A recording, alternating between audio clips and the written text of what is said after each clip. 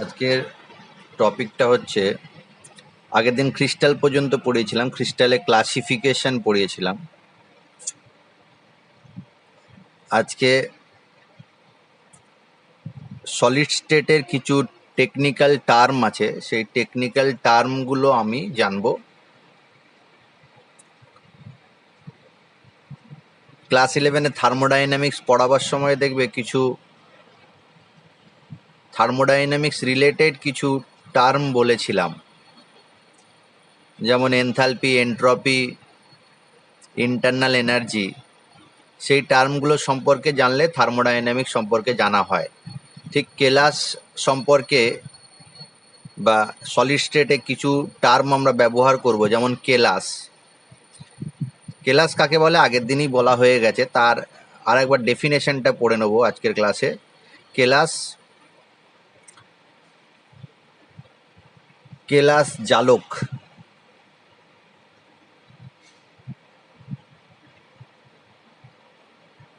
কেলাসকে crystal বলা হয় ইংলিশে, কেলাস জালককে বলা হয় ক্রিস্টাল ল্যাটিস।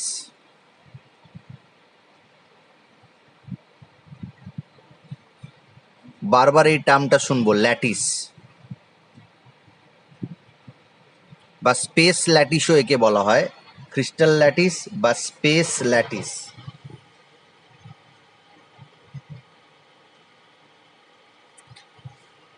আর একটা টার্ম হচ্ছে ল্যাটিস পয়েন্ট, যাকে বাংলায় বলা হয় কেলাস বিন্দু বা জালক বিন্দু। জালক বিন্দু, কেলাস জালক, জালক বিন্দুকে ইংলিশে বলা হয় ল্যাটিস পয়েন্ট।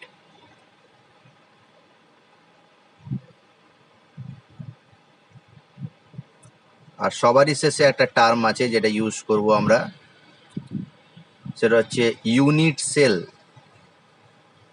ইউনিট সেল বা একক কোষ বলা হয় এটাকে, একক কোষ। এই টার্মগুলো সম্পর্কে একটু আমরা পরিচিতি হব। কেলাস কাকে বলে আগের দিনই বলে দিয়েছি, তাও শুনে নাও আর বইটা হাতের কাছে রাখবে। সুনির্দিষ্ট জ্যামিতিক আকার বিশিষ্ট হবে কেলাস, নির্দিষ্ট সংখ্যক সমতল পৃষ্ঠ দ্বারা সীমাবদ্ধ হবে, সমসত্ব হবে, আর গঠনকারী কণাগুলো মানে অণু, পরমাণু বা আয়নগুলো সুষমভাবে এবং পর্যায়ক্রমে বিন্যস্ত থাকবে, তাকে বলবো কেলাস। জ্যামিতিক আকার থাকবে, সমস্ত কেলাসের একই জ্যামিতিক আকার থাকবে না, কোনোগুলো কিউবিক থাকবে, কোনোগুলো হেক্সাগোনাল থাকবে, কোনোটা আবার রম্বোহেড্রাল থাকবে, টেট্রাগোনাল থাকবে। এই কেলাসগুলোর আকৃতি সম্পর্কে পড়বো আমরা। কেলাস জালক কাকে বলে এটা জানা খুব দরকার। সাপোজ আমি একটা কেলাস, কিউবিক কেলাসের ছবি আঁকছি, ঘনকাকার কেলাসের ছবি আঁকছি, বইটা দেখবে সবাই।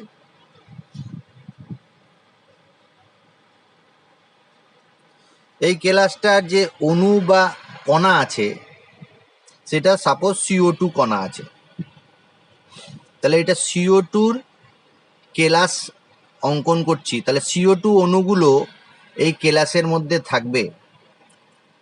ধরো যে কেলাসের কর্নারে, এই কিউবিক কেলাসের কর্নারে CO2 অণুগুলো আছে। CO2 মানে কি? C double bond O double bond O, তিনটে কণা আছে CO2-তে, তিনটে পরমাণু নিয়ে CO2 অণু তৈরি। এখন এই কণাতে আমি CO2-কে যদি লেখার চেষ্টা করি, তাহলে কার্বনটাকে, ধরো আমি কার্বনটাকে কর্নারের সেন্টারে রাখলাম একদম, আর ডাবল বন্ডেড ওগুলো দুদিকে থাকবে। তাহলে এটাকে এরকম ভাবেও আঁকতে পারতাম, অক্সিজেনটাকে কর্নারে রাখতে পারতাম, আর কার্বন আর অক্সিজেন কর্নারের বাইরে বেরিয়ে যেত। এখানে আমি কর্নারে কার্বনকে রেখেছি সেন্ট্রাল এলিমেন্ট হিসাবে, সেন্ট্রাল অ্যাটম হিসাবে, এরকম ভাবে তাহলে স্ট্রাকচারটা ড্র হবে। এখন এই কেলাসটা যেটা পেলাম আমি CO2-কে এরকম ভাবে ড্র করে, এই কেলাসে আমি যদি পরমাণুর এই কণার রেডিয়াস বা ব্যাসার্ধ নির্ণয় করতে যাই, বা কেলাসের বিভিন্ন রকম ক্যালকুলেশন আছে, সেই ক্যালকুলেশন যদি আমি করতে চাই, তাহলে এইভাবে CO2টাকে বা এইভাবে অণুগুলোকে লিখলে অনেক সমস্যার সম্মুখীন হতে হবে আমাদের।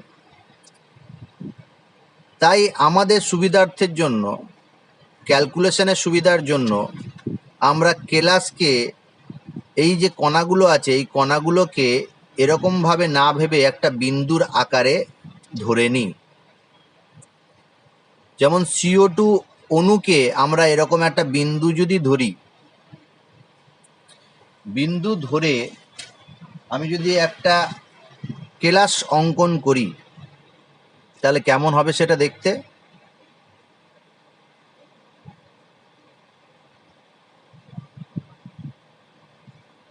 এই CO2 কেলাসটা এখন দেখতে কেমন হয়ে যাবে, CO2টা একটা বিন্দু হয়ে গেছে। তাহলে কর্নারে এখন একটা করে বিন্দু বা পয়েন্ট আমরা ড্র করতে পারবো।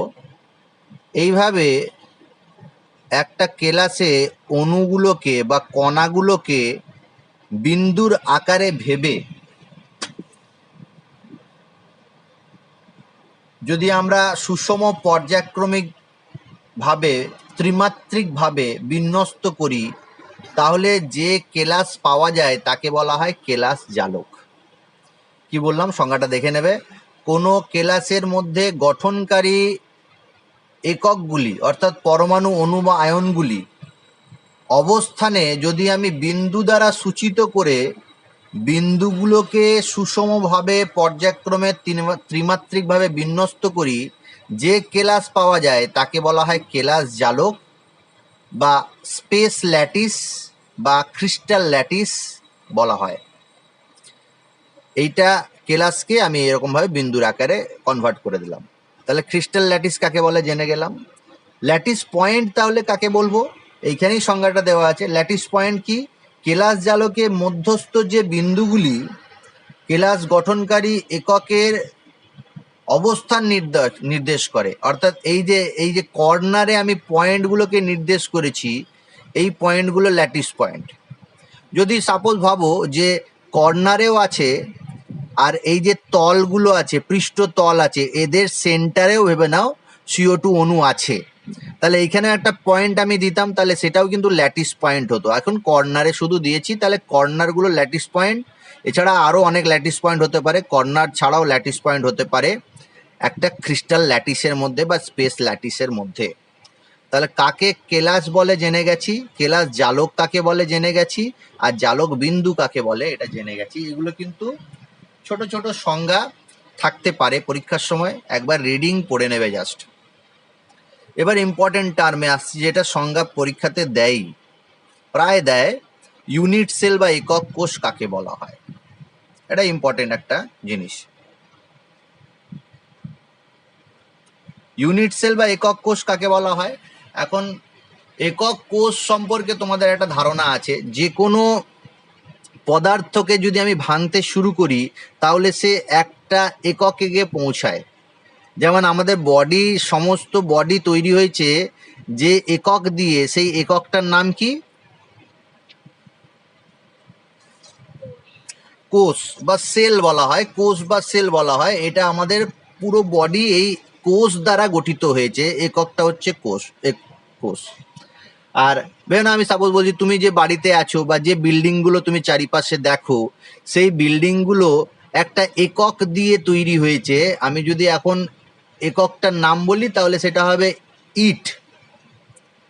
ইট দ্বারা কিন্তু ওই ইটটাকে সাজিয়ে সাজিয়ে আমরা ওই ঘরটা তৈরি করেছি। ওই ঘরটাকে যদি ভাঙতে শুরু করি, যে জায়গায় এসে পৌঁছাবো সেটা হচ্ছে ওই ইটটা। এখন একটা ক্রিস্টালের ইউনিট সেল কি, ক্রিস্টাল আর ইউনিট সেল কি, ক্রিস্টালকে যদি আমি ভাঙতে শুরু করি তাহলে যে জায়গায় এসে পৌঁছাবো, যাকে আর ভাঙা যাবে না, বা উল্টো করে যদি বলি, কোনো কেলাস জালকের যে ক্ষুদ্রতম একক বা মৌলিক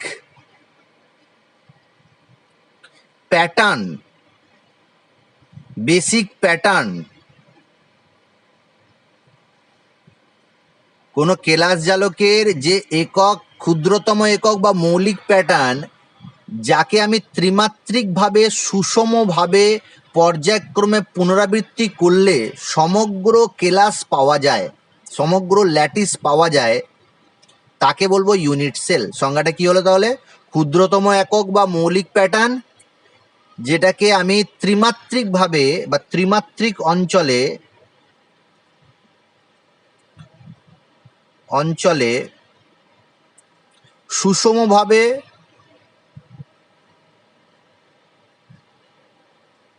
ও পর্যায়ক্রমে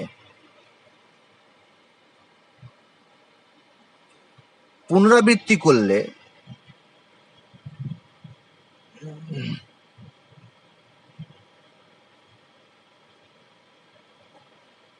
সমগ্র কেলাস পাওয়া যায়।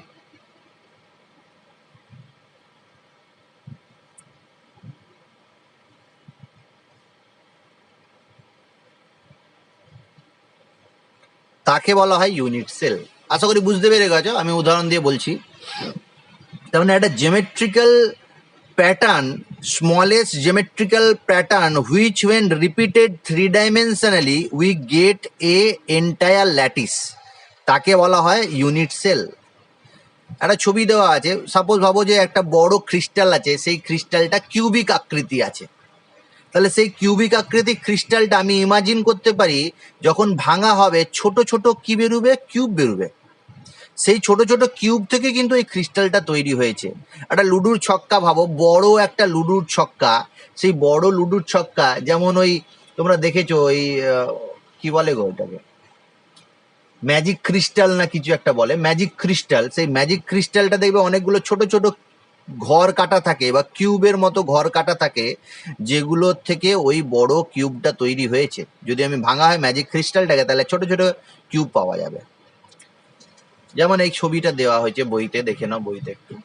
এই বড় ক্রিস্টালটা কিউবিক ক্রিস্টাল, সেইটার মাঝখানে একটা ছোট্ট কিউব ইউনিট সেল দিয়েছে। এটা মাঝখানেই হবে তার কোনো মানে নেই, ধারেও যদি তুমি দেখো ধারেও আছে। তাহলে এই ছোট ছোট কিউব থেকে এই বড় ক্রিস্টালটা তৈরি হয়েছে।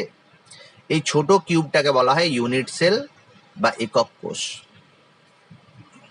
তাহলে ইউনিট সেল কাকে বলা হয় আমরা জেনে গেছি। ইউনিট সেল কিন্তু একটা ইম্পর্টেন্ট কোশ্চেন পরীক্ষায় থাকে। এখন কেলাস সম্পর্কিত কিছু জ্যামিতিক পদ আছে, সেগুলো আমরা জানবো। জ্যামিতিক আকার সম্পর্কিত কয়েকটি পদ আছে কেলাসের। যেমন প্রথম পদ হচ্ছে পৃষ্ঠতল। জাস্ট একবার রিডিং পড়ে নেবে, পৃষ্ঠতল কাকে বলে? পৃষ্ঠতলকে ফেস বলা হয়। একটা কেলাসে বা ক্রিস্টালের পৃষ্ঠতল কাকে বলবো?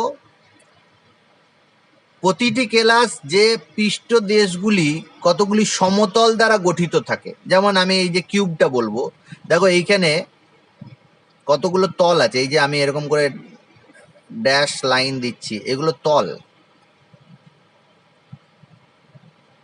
কটা তল থাকবে একটা কিউবিক ক্রিস্টালে?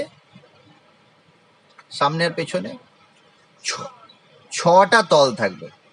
ছটি তল বা ছটি পৃষ্ঠতল থাকে, ফেস থাকে। একে বাংলায় পৃষ্ঠতল বা আনন বলা হয়। আ দন্তন্য দন্তন্য, আনন।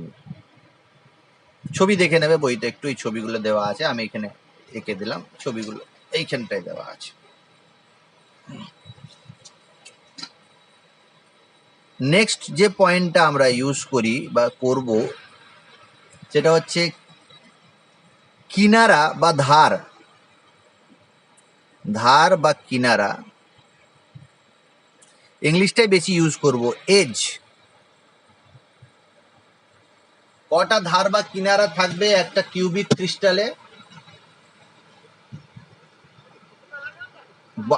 12টি। একবারে বলে দিতে পারছো তোমরা, তোমাদের জ্যামিতিটা ঠিকই আছে, জ্যামিতিক ধারণাটা ঠিকই আছে। এই যে আমি রেখাগুলো দিয়ে একটা কিউবিক ক্রিস্টাল অঙ্কন করছি, এই রেখাগুলোকে বলা হয় ধার বা কিনারা। এইগুলো, এই 1 2 3 4, এইদিকে 4টে, এইদিকে 4টে, আর এই দিকে দুটো আর এই দিকে দুটো, টোটাল 4টে, আর টোটাল 12টা কিনারা হচ্ছে, একে বলা হয় এজ। আর একটা টার্ম আছে যাকে বলা হয় পৃষ্ঠীয় কোণ, ইন্টারফেসিয়াল অ্যাঙ্গেল। আর একটাকে বলা হয় শীর্ষবিন্দু। শীর্ষবিন্দুটা আগে বলি, শীর্ষবিন্দু, কর্নার। কর্নার, কটা কর্নার থাকে, কটা শীর্ষবিন্দু থাকবে? 8টা কর্নার থাকবে। এই পয়েন্টগুলো যেখানে আমি এই ল্যাটিস পয়েন্টগুলো দেখিয়েছিলাম এই জ্যামিতিতে, এইটা হচ্ছে কর্নার। 8টা কর্নার আছে। এছাড়া একটা ইউনিট সেলের 6টা প্যারামিটার আছে, একটা ইউনিট সেলের 6টা প্যারামিটার আছে, সেটা নিয়ে আমি আলোচনা করব। তার আগে আর একটা টার্ম ইউজ করি, ইন্টারসেপ্ট। ইন্টারসেপ্ট যাকে বলা হয় অন্তখণ্ড।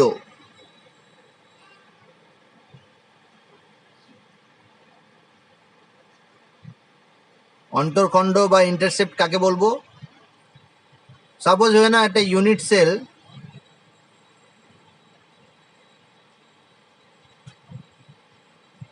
এই যে ইউনিট সেলটা,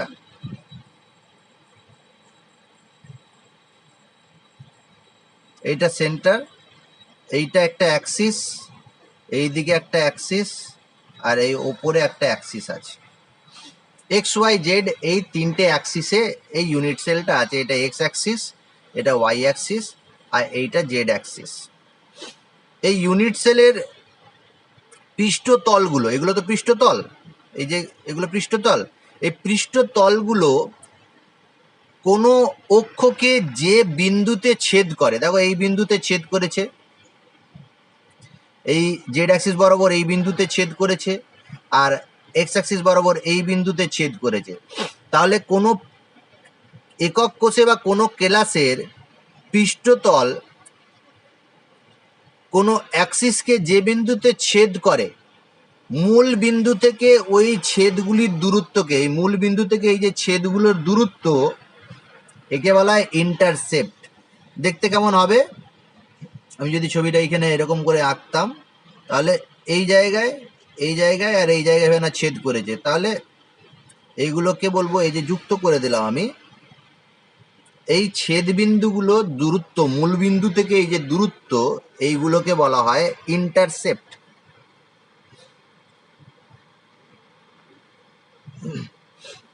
আর ইউনিট সেলকে ডিফাইন করার জন্য 6টা প্যারামিটার লাগে, 3টে অ্যাক্সিস আর 3টে ইন্টারফেসিয়াল অ্যাঙ্গেল। 6টা প্যারামিটার, যেই প্যারামিটারটা একটা ইউনিট সেলকে ডিফাইন করে, সেই 6টা প্যারামিটার কি কি? কেলাসের অক্ষ হচ্ছে 3টে, অক্ষ বা অ্যাক্সিস কাকে বলে? অক্ষ বা অ্যাক্সিস, মানে এক্স ওয়াই আর জেড অ্যাক্সিস বরাবর, এই যে এক্স অ্যাক্সিস বরাবর একটা রেখা আমি পাচ্ছি, ধার পাচ্ছি, সেইটাকে আমি ডিনোট করছি, এক্স অক্ষ বরাবর ডিনোট করছি এ দ্বারা, ওয়াই অ্যাক্সিস বরাবর ডিনোট করছি বি দ্বারা, আর জেড অ্যাক্সিস বরাবর ডিনোট করছি সি দ্বারা। তাহলে এ, বি আর সি, এই 3টে অ্যাক্সিস পাচ্ছি। এটাকে ক্রিস্টালোগ্রাফিক অ্যাক্সিসও বলা হয়, কেলাস অক্ষ বলা হয়, ক্রিস্টালোগ্রাফিক অ্যাক্সিসও বলা হয়। তাহলে এক্স অক্ষ বরাবর যে ইন্টারসেপ্টটা পাচ্ছি, যে অ্যাক্সিসটা পাচ্ছি, ধারটা পাচ্ছি, তাকে এ, ওয়াই অক্ষ বরাবর বি, আর জেড অক্ষ বরাবর সি বলছি আমি। 3টে অক্ষ আর 3টে অ্যাঙ্গেল পাচ্ছি, ইন্টারফেসিয়াল অ্যাঙ্গেল।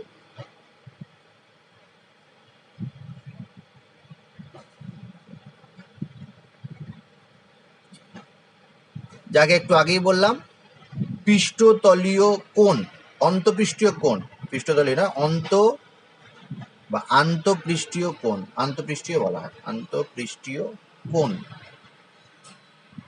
আন্তঃপৃষ্ঠীয় কোণ কাকে বলবো? এটা কিন্তু কোনো রেখার কোণ নয়, রেখা বরাবর কোণ এরকম হয়, দুটো রেখার মাঝখানে এই কোণটা এরকম নয়, দুটো তলের কোণ।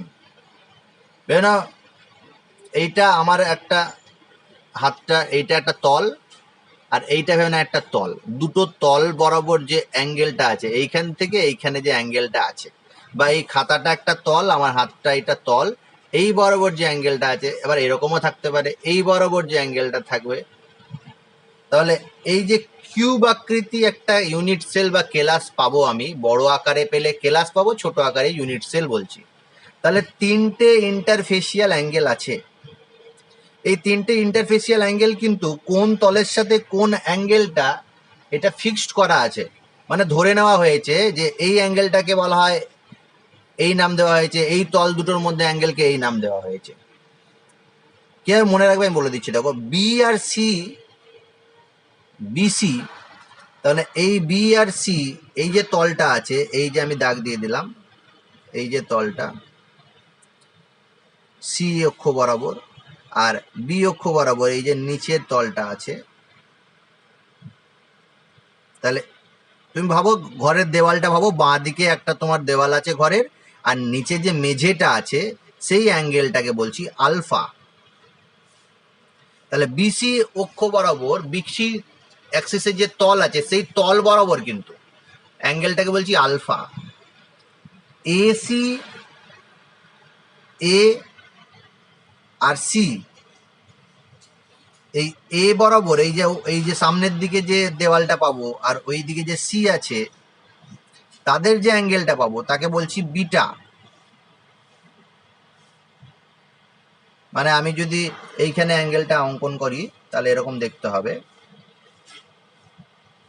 এটা হয়ে নাও এক্স অ্যাক্সিস, এটা ওয়াই অ্যাক্সিস, এটা জেড অ্যাক্সিস, তাহলে এইটা এ, এটা বি, এটা সি, তাহলে বি আর সি বরাবর এই অ্যাঙ্গেলটাকে বলবো আমরা আলফা। এ আর সি বরাবর যেটা আছে এই অ্যাঙ্গেলটাকে বলবো বিটা, আর এ বি বরাবর যেটা আছে সেটা হচ্ছে গামা, এইটা হচ্ছে গামা। তাহলে মনে রাখার সুবিধা, বিসি, এসি, এবি, আর এক্স অ্যাক্সিস বরাবর ইন্টারসেপ্টটাকে বলবো এ বা অ্যাক্সিস, ওয়াই অক্ষ বরাবর বি, জেড অক্ষ বরাবর সি, বিসি তল বরাবর আলফা, এসি তল বরাবর বিটা, আর এ বি তল বরাবর গামা। এই 6টা প্যারামিটার একটা ইউনিট সেলকে ডিফাইন করে, তিনটে অ্যাক্সিস, তিনটে অ্যাঙ্গেল। এখন একটা কোশ্চেন তোমাকে যদি বলি, যেন A equals to B equals to C যদি হয়, and alpha equals to beta equals to gamma equals to 90 degree হয়, তাহলে সেই ইউনিট সেলটার আকৃতি কেমন হবে, জিওমেট্রিক্যাল আকৃতি কেমন হবে বলো? বলো, ঘনকাকার হবে, কিউবিক হবে, এই যে কিউবিক হবে। আর আমি যদি এ বি ইকুয়াল আর সিটা নট ইকুয়াল যদি হয়ে যায়, বা alpha beta gamma not equals to 90 degree হয়ে যায়, তাহলে কি সেটা কিউবিক আকৃতি হবে? না, হবে না। তার মানে এই 6টা প্যারামিটার, তিনটে অ্যাক্সিস আর তিনটে অ্যাঙ্গেলকে আমি যদি চেঞ্জ করি, তাহলে ইউনিট সেলের জ্যামিতিটা চেঞ্জ হয়ে যাবে। আচ্ছা, ইউনিট সেলের যদি জ্যামিতিটা চেঞ্জ হয়, তাহলে ক্রিস্টালের জ্যামিতিটা কি হবে, চেঞ্জ হবে না? তাহলে বলতে পারি আমি, এই 6টা প্যারামিটারের উপর ভিত্তি করে ইউনিট সেলেরও বিভিন্ন আকৃতি হতে পারে, আর ইউনিট সেলের যদি বিভিন্ন আকৃতি হয় তাহলে ক্রিস্টালটারও বিভিন্ন আকৃতি হবে। এই জ্যামিতিক আকৃতি, অর্থাৎ ক্রিস্টালের কত রকমের ক্রিস্টাল পাওয়া যায় বা কত রকমের ইউনিট সেল পাওয়া যায়, এই 6টা প্যারামিটারের উপর ভিত্তি করে সেটা আমরা পড়বো, একটু পরেই পড়বো। তোমাদের একটু ছবিটা দেখিয়ে দিই, যে যদি আমি ওই অ্যাক্সিসগুলোকে চেঞ্জ করি, আর অ্যাঙ্গেলগুলোকে চেঞ্জ করি, এই যে এ বি সি আর আলফা বিটা গামাকে যদি আমি চেঞ্জ করি, তাহলে ক্রিস্টালের শেপ আলাদা হবে, ক্রিস্টালের শেপ আলাদা হবে বা একক কোষের শেপও আলাদা হবে। আমি বলতে পারি, এখানে লেখা আছে কেলাসের শ্রেণীবিভাগ, ক্লাসিফিকেশন অফ ক্রিস্টাল। আমি যদি ক্লাসিফিকেশন অফ ইউনিট সেল বলি তাও ভুল হবে না, কারণ ইউনিট সেলের ক্লাসিফিকেশন আর কেলাসের ক্লাসিফিকেশন একই হবে, on the basis of A B C and alpha beta gamma. তাহলে এইরকম আমরা কেলাসের আকৃতি পাবো বা একক কোষের আকৃতি পাবো। কটা পাবো? 7খানা পাওয়া যায়। এটা এক্সপেরিমেন্টালি যেটা পাওয়া যায় পৃথিবীতে এখন অবধি, কেলাসগুলোকে রিসার্চ করে, ইউনিট সেলগুলোকে রিসার্চ করে এই 7 রকমের ল্যাটিস বা 7 রকমের ইউনিট সেল পাওয়া গেছে। সেটা নিয়ে ডিসকাস করব একটু পরেই আমরা। এইখান পর্যন্ত যা পড়ালাম, যদি কোনো কোশ্চেন থাকে আমাকে করো। আচ্ছা, আমি একক কোষ সম্পর্কে বলেছি, কিন্তু 3 ডাইমেনশনাল একক কোষ সম্পর্কেই বলেছি, 2 ডাইমেনশনাল একক কোষ বলিনি, দরকার নেই বলে বলিনি। অর্থাৎ আমি যদি এই পেজের ওপর অনেকগুলো পয়েন্ট নিয়ে নিই, ল্যাটিস পয়েন্ট নিয়েছি ভেবে না, এরকম ল্যাটিস পয়েন্ট নিয়েছি বিভিন্ন, তাহলে এই ল্যাটিস পয়েন্টগুলো আমি সাজিয়েছি 2D অনুযায়ী সাজিয়েছি, দ্বিমাত্রিক বিন্যাস দেখিয়েছি, 2 ডাইমেনশনাল বিন্যাস। দেখো, একটা আকৃতি পেয়েছো তুমি, 2D আকৃতি পেয়েছো। এরকম করে যদি সব ল্যাটিস পয়েন্টগুলোকে জুড়ে দাও তাহলে একটা স্কোয়ার পাবে। আর সাপোজ ভেবে নাও এইটা একটা ইউনিট সেল, এই ল্যাটিস পয়েন্টগুলোকে জুড়ে একটা ইউনিট সেল পেয়েছি। সেই ইউনিট সেলটা এরকম দেখতে, স্কোয়ারের মতো দেখতে। আবার অনেক সময় আয়তক্ষেত্র দেখতে হতে পারে, আবার হেক্সাগোনালও হতে পারে। এরকম ভাবে না, এরকম আকৃতি আছে, এখানে ল্যাটিস পয়েন্টগুলো এরকম ভাবে সাজানো আছে। তাহলে এগুলোকে যদি আমি যুক্ত করি কেমন দেখতে হবে? হেক্সাগন হবে।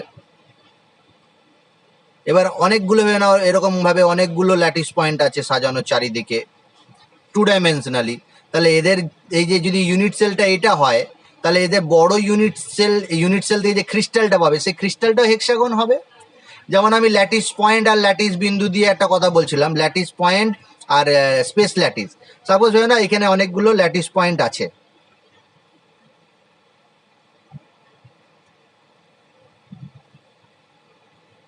এই ল্যাটিস পয়েন্টগুলো আমি এরকম ভাবে ড্র করেছি, নিচের দিকেও আছে।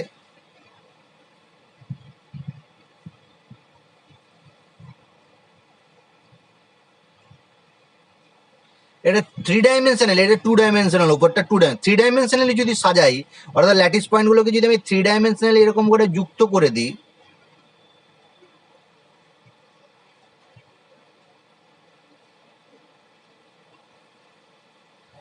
এরকম ভাবে যদি যুক্ত করে দিই 3 ডাইমেনশনালি,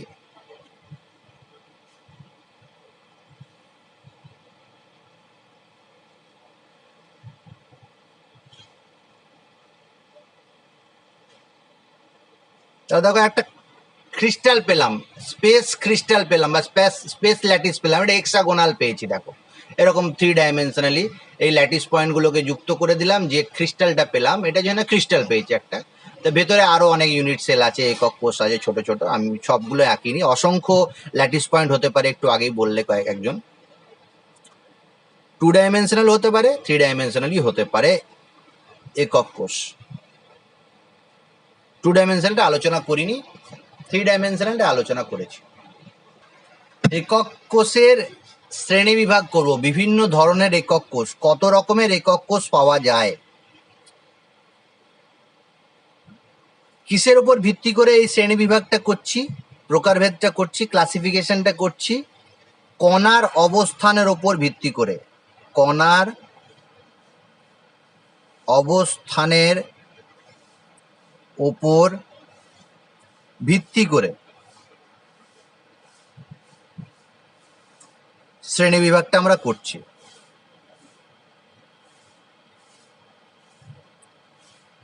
ইউনিট সেল যদি কণার অবস্থানের উপর ভিত্তি করে ভাগ করি, তাহলে মূলত 2 প্রকারের ইউনিট সেল পাওয়া যায়। একটাকে বলা হয় সরল বা আদি, সরল একক কোষ বা আদি একক কোষ। ইংলিশে বলা হয় সিম্পল ইউনিট সেল বা আরেকটা নাম আছে প্রিমেটিভ। প্রিমেটিভ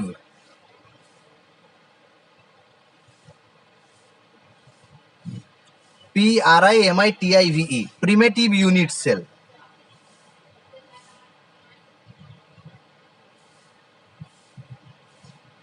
আরেকটাকে বলা হয় non primitive unit cell. Non primitive আরেকটা নাম আছে নন প্রিমেটিভের, অর সেন্টার্ড ইউনিট সেল। কণার উপর ভিত্তি করে ইউনিট সেলকে দুই ভাগে ভাগ করা যায়। প্রথমত দুই ভাগে ভাগ করা যায়, প্রিমেটিভ আর নন প্রিমেটিভ, সিম্পল আর সেন্টার্ড। সেন্টারটাকে আবার তিন ভাগে ভাগ করা যায়। সেন্টার্ড ইউনিট সেল তিন ভাগে বিভক্ত, নন প্রিমেটিভটা তিন ভাগে বিভক্ত। একটাকে বলা হয় বডি সেন্টার ইউনিট সেল, শর্টকাটে বলা হয় বিসি ইউনিট সেল।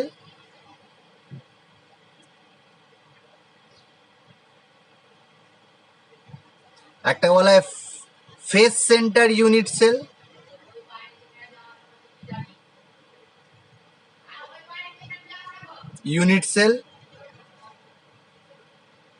একটা বলা হয় এন্ড সেন্টার ইউনিট সেল।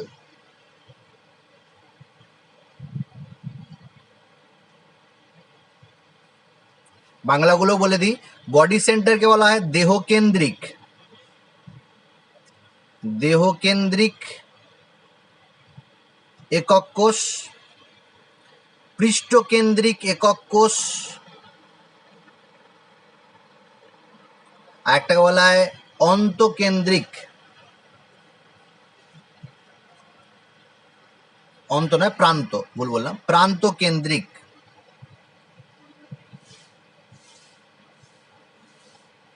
একক কোষ। তাহলে একক কোষের চারটে ভাগ, মোট যদি পরীক্ষা জিজ্ঞাসা করে কটা ভাগ আছে, চারটে। একটা হচ্ছে সিম্পল, দু নম্বর হচ্ছে বডি সেন্টার বা দেহকেন্দ্রিক, তিন নম্বর হচ্ছে ফেস সেন্টার বা পৃষ্ঠকেন্দ্রিক, আর চার নম্বর হচ্ছে এন্ড সেন্টার বা প্রান্ত কেন্দ্রিক। এই ভাগটা মনে হয় বইতে দেওয়া নেই, আলাদা প্রথমে এইটা বলেনি, তা এই চারটেকে ভাগ করেছে, simple, body centre, face centre, end centre. আমি এই টার্মগুলো ইউজ করবো, ইংলিশ টার্মগুলো ইউজ করবো বেশি। সরল, দেহকেন্দ্রিক, পৃষ্ঠকেন্দ্রিক, অন্তকেন্দ্রিক, এই প্রান্তকেন্দ্রিক। এবার আমি আগে বলেছি দেখো, কণার বা অণু বা আয়নের অবস্থানের উপর ভিত্তি করে ভাগটা হচ্ছে। তাহলে সিম্পল ইউনিট সেল দেখতে কেমন হবে, ছবিটা আমি পরের পাতায় আঁকছি। Simple unit cell, cubic unit সেলের কথা বলছি, বা একটা ইউনিট সেল চতুস্তলকীয় বা টেট্রাগোনাল ইউনিট সেল।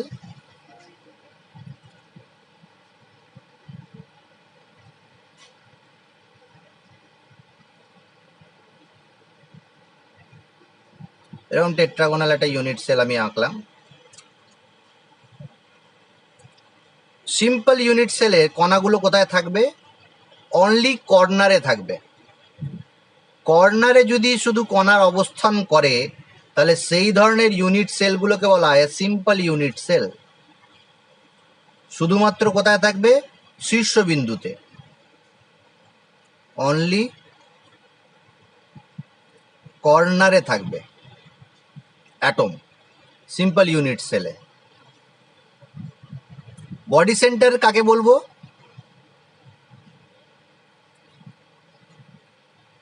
যদি কণাগুলো অর্থাৎ অণু, আয়ন বা পরমাণুগুলো, ল্যাটিস পয়েন্টগুলো কর্নারে থাকবে, 8টা কর্নারে 8টা, আর একটা থাকবে পুরো বডিটার মাঝখানে। এই বডির মাঝখানে যেটা আমি ড্র করছি, তুমি ভাবো তুমি যে বাড়িতে বসে আছো এখন, সেই বাড়িটা ভাবো যে এরকম একটা ইউনিট সেল, যার 4টে দেওয়াল আছে, একটা ছাদ আছে, আর একটা মেঝে আছে, 6টা তল আছে। তাহলে বডি সেন্টারে 8টা কর্নারে তুমি ওপরের দিকে 4টে কর্নারে 4টে অ্যাটম, আর নিচের দিকে মেঝের নিচের দিকে 4টে কর্নারে 4টে অ্যাটম আছে। আর এই যে মাঝখানে অ্যাটমটা আছে সেটা ঘরের ভেতরে আছে, কিন্তু ঘরের ভেতরে মানে তোমার ফ্যান যেখানে আছে সিলিং ফ্যানে আর মেঝের মাঝখানে একটা অ্যাটম আছে। ইমাজিন করতে হবে এটা তোমাকে, সিলিং ফ্যান আর মেঝের মাঝখানে একটা অ্যাটম আছে, আর 8টা কর্নারে 8টা আছে। এই যে ছবিটা একে বলছি বডি সেন্টার। বডি সেন্টারটা আশা করি ইমাজিন করে নিয়েছো কেমন দেখতে হবে। ইউনিট সেল এখানে কর্নারে থাকবে আর বডিতে থাকবে, corner and body. Face centre কেমন হবে এটা খুব ইম্পর্টেন্ট একটা জিনিস। ফেস সেন্টারটা না এরকম একটা টেট্রাগোনাল ইউনিট সেল আমি অঙ্কন করলাম, ছবিটা একটু বড় ছোট হয়ে যাচ্ছে। এখানেও 8টা কর্নারে 8টা থাকবে অবশ্যই। আচ্ছা, কটা তল আছে একটা ঘরে বা একটা ইউনিট সেলে? কটা তল থাকে? 6টা। না এই যে তল আছে, ওপরের একটা তল, এই তলের মাঝখানে সেন্টারে সাপোজ ভাবো যে সিলিং যেটা তোমার আছে, ওপরে যে ছাদটা আছে সেই ছাদের মাঝখানে যেখানে ফ্যানটা লাগানো আছে সেইখানে একটা অ্যাটম দেওয়ালের সাথে অর্ধেকটা দেওয়ালের ভেতরে অর্ধেকটা দেওয়ালের বাইরে আছে। এই জায়গাটা খুব ইম্পর্টেন্ট। অর্ধেক অ্যাটমটা দেওয়ালের ভেতরের দিকে আছে, ঘরের ভেতরের দিকে আছে, আর অর্ধেকটা ঘরটা ভেদ করে ছাদের ওপর দিকে চলে গেছে। এরকম একটা সেন্টারে একটা অ্যাটম আছে। ঠিক একই রকম ভাবে দেওয়ালের দিকে তাকাও, দেওয়ালের দিকে সেন্টারে একটা অ্যাটম আছে, এই দেওয়ালের সেন্টারে একটা অ্যাটম আছে, পেছনের দেওয়ালের সেন্টারে একটা অ্যাটম আছে, সামনের দেওয়ালের সেন্টারে একটা অ্যাটম আছে, আর মেঝেতে একটা অ্যাটম আছে সেন্টারে। তাহলে কটা অ্যাটম হয়ে গেল? 6টা। তাহলে 6টা centre of the wall or centre of the face and corner at the corner of the unit cell. 8টা আর 6টা হচ্ছে তলে। এরকম যদি কোনো আকৃতি হয় ইউনিট সেলে তাকে বলা হয় face centre.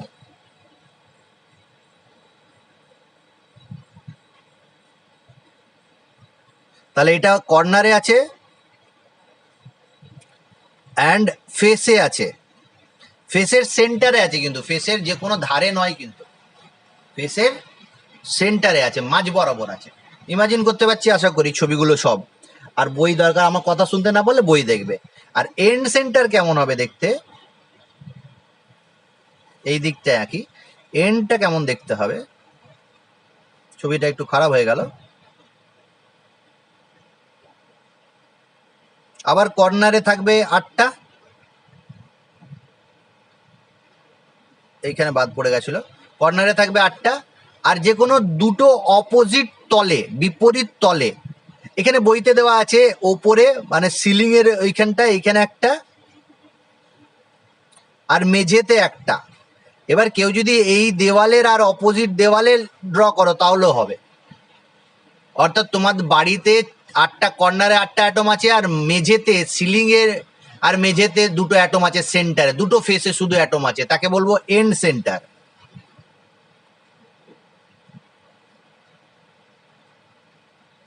End centre unit sell.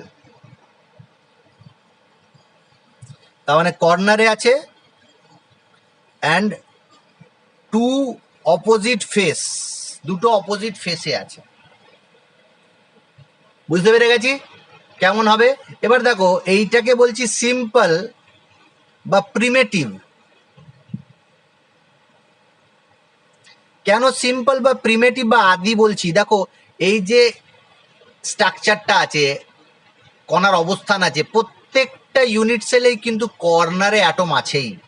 এই প্রত্যেকটা ইউনিট সেলেই, সেন্টার ইউনিট সেলে কর্নারে অ্যাটম আছেই। সেই জন্য এই যে স্ট্রাকচার বা এই যে গঠনাকৃতি, একে সিম্পল গঠনাকৃতি বলা হচ্ছে।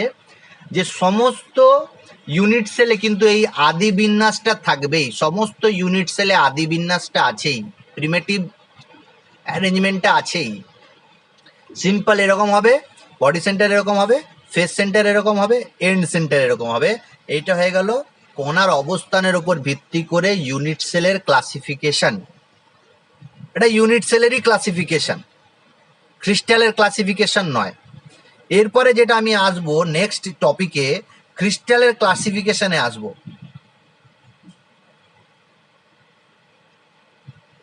অথবা ইউনিট সেলের ক্লাসিফিকেশনও বলতে পারি। এইটা ক্রিস্টাল আর ইউনিট সেলের ক্লাসিফিকেশন।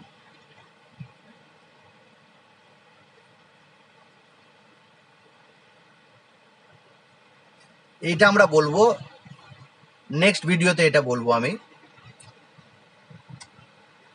এখানে পর্যন্ত যা বললাম ইউনিট সেল ক্লাসিফিকেশন পর্যন্ত, কোনো কোশ্চেন থাকলে বলো। এই ভিডিওটা এখানেই ক্লোজ করবো।